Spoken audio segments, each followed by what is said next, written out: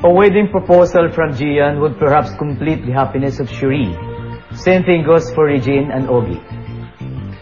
Jenny Lynn simply wants to protect her pregnancy and the baby boy. Katrina and Iwa both want to make it to the top of the sexiest women poll. Si Lorna naman, pinagdaanan na niya lahat yan. Ang gusto na lang niya, complete healing for Rudy. We know these women. What we do know is what they're capable of doing to get what they want. Let's find out. I'm Ricky Lo. Welcome to my world, Explosive Exclusives. Itong aking DPA, may kwento tungkol sa isang babaeng nakuha ang kanyang gusto. Well, I'm talking about a girl na minsan ang nakipag-lovey-dovey with another girl. Yes, that girl. Rumor has it pa nga that they got married. Yes, 2 girls getting married. But she is so over that girl, as she is now happy with her comedian boyfriend. Take note, boyfriend. Good for her. Pero teka, kumusta na yung nakarelasyon niyang girl? Yung si girl, happy na. Yung ex niyang girl, sad. Bakit naman siya sad? Ito kasing si girl, may pagkakautang. 300K worth of jewelries. At ang nagbabayad, si ex niyang girl. Paano kasi, na-purchase niya ang jewelries na katandem ang ex niyang girl. Pero ayun, tumakas na sa pag-pay ng conjugal utang nila. Malapit na nga raw mag-out. As in, lumabas out in the open itong ex niyang girl para mag-public announcement na magbayad naman siya sa utang niya. Girl versus girl. Smells like trouble.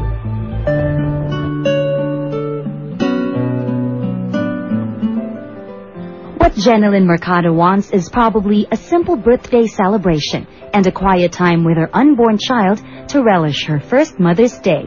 But she got the exact opposite last Saturday in GMA 7's Star Talk. Happy Mother's Day! Hello, happy birthday. Tingnan mo. Asan na yan? Ninang to, ninang. Umiiyak si Jenilyn.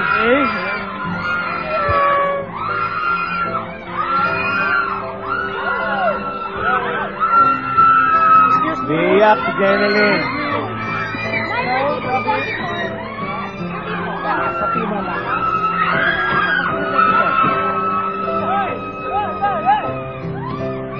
Mark!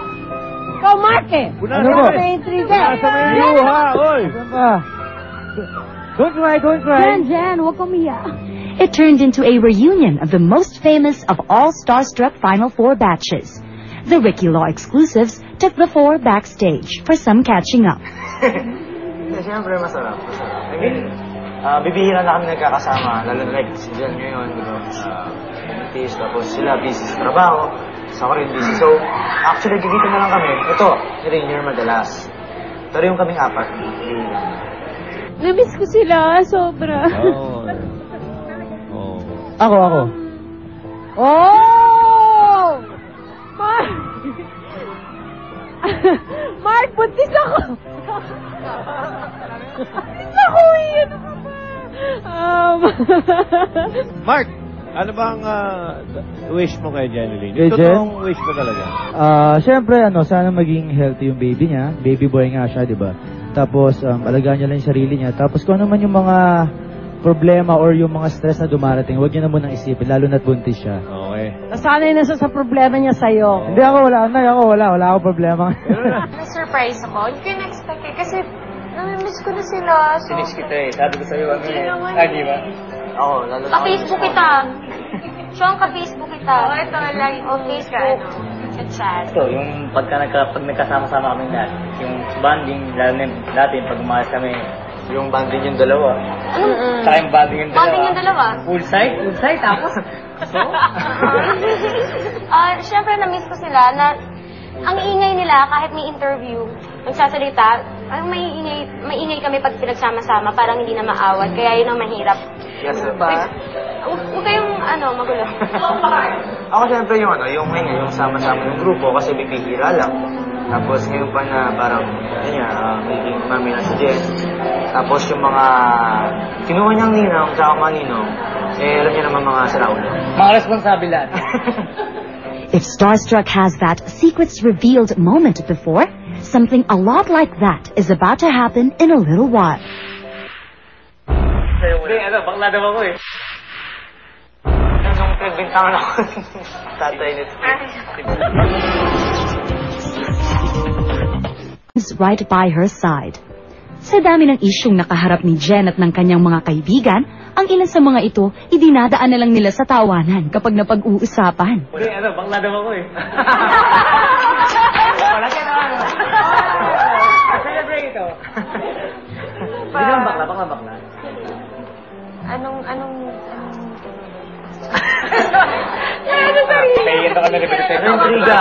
Intriga sa'yo na to. Wala pa namang nakakatawa eh. Ako?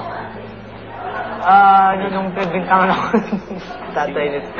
Yung totoo ah. Hindi ako, nagbintangan ako tatay nung baby ni Jen. Nakakatawa ba yun? Hindi, nagbintangan pa naman ako, di ba? I mean, yung tsaka sa gatas. Nagdala lang ako ng gatas, ako na doon yung tatay. So, ibig sabihin ko ako yung nagdala ng gatas. Ako Ikaw yung tatay mo. Ikaw yan. Ayos yun ah. Ako rin tatay. Siguro nung pinagbintangan ako, kumain ako ng barbecue, hindi naman. Hindi! Kasi nga, barbecue yun, veggie meat yun. Hindi siya talaga, hayop. Okay. Nakakainis. Lie detector, nakakairita. And then there were issues that they've just grown so tired of, facing over and over again. Yung adik daw kami nito. Oo naman talaga. Adik naman talaga kami. Sa computer nga lang. Hindi naman sa... Pero yung sa oo na yun. Yung buntis daw ako, hindi naman totoo. Wala ka totoo na matataas. Nakakabalang ka ngayon. Yun lang to. Amin lang yun. Hindi, nakakain ng aling lamig yan. Hindi na may tigil. Wala. Wala rin? Paulit-ulit lang. Hindi pa rin 6 months na sinasabi, buntis daw So, ako. 6 months ka lang ganyan. So, mga ilan 6 months na yan. Ako yun nga, sa amin din ni Rainier na pagiging adik, tsaka yung pagiging babaero daw. Hindi naman. Sandali lang! Dami nag-react ka! Ipagtanggol mo ako! React! Ipagtanggol mo ako! Sorry, hindi kita ipagtanggol. Hindi ko na nga binanggit. Binanggit mo pa. Ipagtanggol mo ako!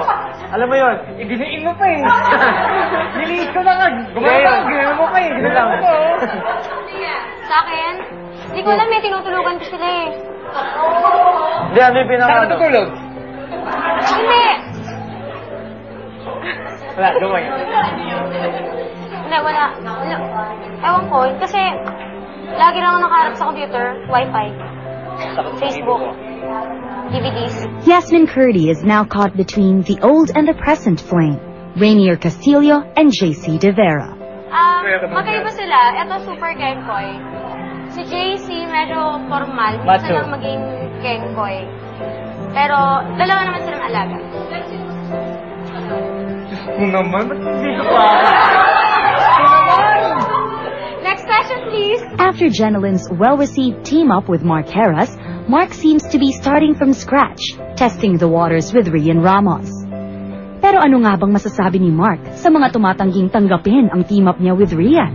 Wala, hindi ko naman sila mapipilit, diba? I mean, may mga gusto may ayaw. Kung gusto may ayaw, wala akong pakialam dun. Eh, hindi ko naman sila mapiplease, diba? Ay, hindi pa totoo. Guardia? Hindi, we're close friends. Actually, yung mga issue na yan, tapos na lahat yun ng dati pa. So ngayon ako, yun, isa rin sa napapasaya sa akin dahil wala na rin issue sa akin about sa mga babae. Kasi wala naman talaga.